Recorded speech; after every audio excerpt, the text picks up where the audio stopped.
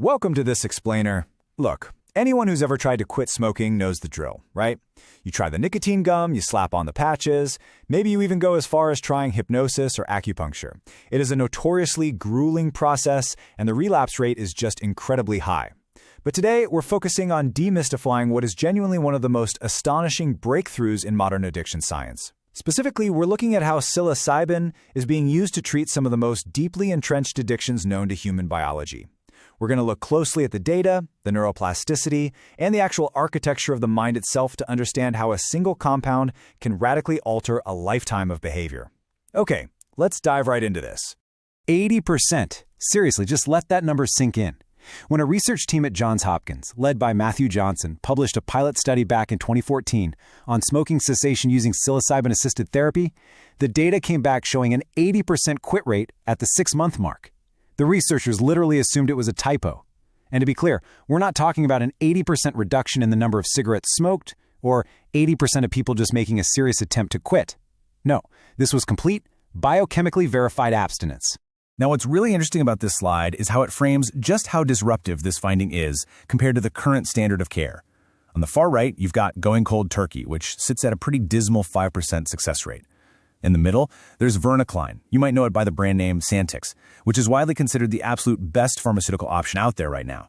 It achieves roughly a 35% abstinence rate in the best designed trials. And then, way over on the left, soaring above the rest of them, is psilocybin at 80%. It produced a quit rate more than double the absolute best available medicine. This finding immediately established itself as a massive, paradigm-disrupting anomaly in addiction research. Section 1. The impossible quit rate.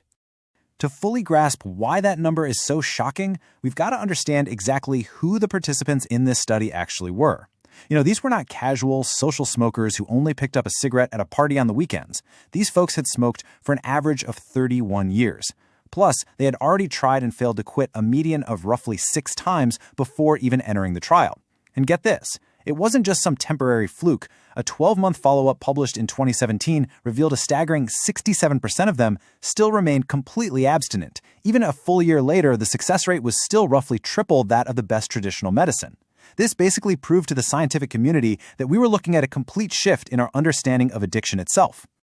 Section 2. Addiction's Hidden Architecture. So you might be wondering, why does cold turkey fail 95% of the time? Well, the answer requires us to completely pivot our thinking. If you ask someone why it's hard to quit smoking, they'll usually point to the old model: physical withdrawal, cravings, dopamine. But here's a totally fascinating fact for you.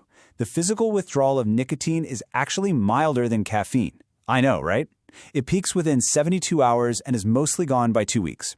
The new model reveals the real culprit here. Addiction persists because smoking literally becomes a rigid, load-bearing element of a person's self-concept. The problem isn't just a dopamine receptor, it's the narrative architecture built around it. A pill like Chantix blocks the receptor, sure, but it can't exactly tell your brain that the smoker chapter of your life is ended.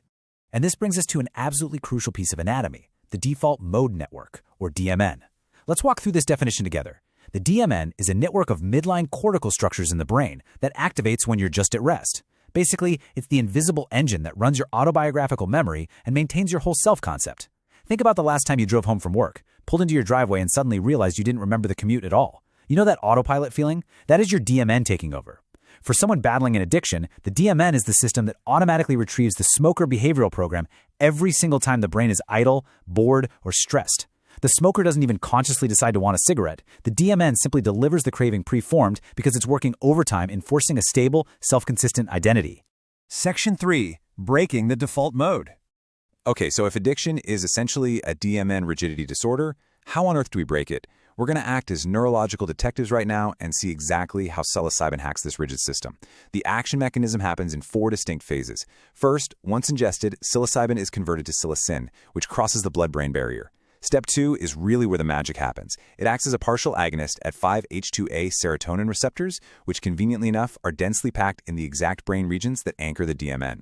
This leads directly into Step 3, a dramatic collapse in DMN coherence. The synchronized oscillations of the network literally just break down. Finally, Step 4 is a state of neural entropy. This is where the brain's rigid grip on that smoker identity is physically loosened, and entirely new patterns of communication start firing all across the brain. Researchers Robin Carhart-Harris and Carl Friston beautifully summarize this whole phenomenon with something called the Rebus model. Rebus stands for relaxing the precision of high-level beliefs under psychedelics. Put simply, psilocybin flattens the brain's top-down hierarchy. It temporarily unmakes that incredibly rigid, fiercely defended belief of "I am a smoker." By flattening this hierarchy, the brain is essentially reverted back to a more childlike state of openness. Under the influence of the medicine, that highly restrictive self-narrative loses its precision, allowing a profound opening for new information and new behaviors to actually penetrate the mind and take root. Section 4. The neuroplasticity window.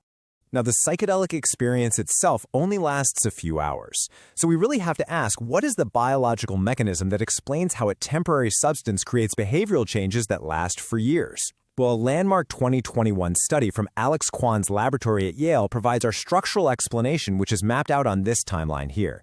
Within 2 to 6 hours, the drug is totally out of the system and the acute brain changes resolve. But at the 24-hour mark, researchers observed a massive 10% increase in dendritic spine density in the prefrontal cortex. These spines act like tiny communication bridges in the part of the brain responsible for exerting top-down control over our impulses and cravings. And brilliantly, at the 1-month mark, those new physical neural connections actually persist. Your brain literally physically grows new pathways to help you stop smoking. How cool is that? This remarkable process is exactly why researchers like David Olson over at UC Davis use the term psychoplastogens. These are compounds that rapidly and durably promote neuroplasticity. Because psilocybin opens this critical temporary window following the session, post-session integration therapy becomes incredibly effective. The brain is highly capable of literal structural reorganization during this specific period. Think of it kind of like pouring a brand new driveway. You are actively remodeling the brain's architecture, laying down entirely new habits and thought patterns while the cement is still wet. Section 5. The mystical mechanism. Okay, now we're going to shift to perhaps the most surprising twist of the entire data set. Everything we've discussed so far is heavily biological. But researchers discovered that the psychological experience itself is actually the active ingredient. In this literature, we find a correlation coefficient of R equals 0.57. Let me put that into perspective. In standard pharmacology, the dose of the drug strictly predicts the physical effect, right? If you take 10 milligrams of a blood pressure medication, your blood pressure goes down predictably, regardless of how you happen to feel about taking the pill. But in the psilocybin smoking literature, this number represents the correlation between the intensity of a participant's subjective mystical experience and their long-term quit success. It's just an extraordinary finding. The higher a patient scored on having a profound psychological experience, the more likely they were to quit smoking, entirely independent of just the chemical dose. The feeling itself is the medicine.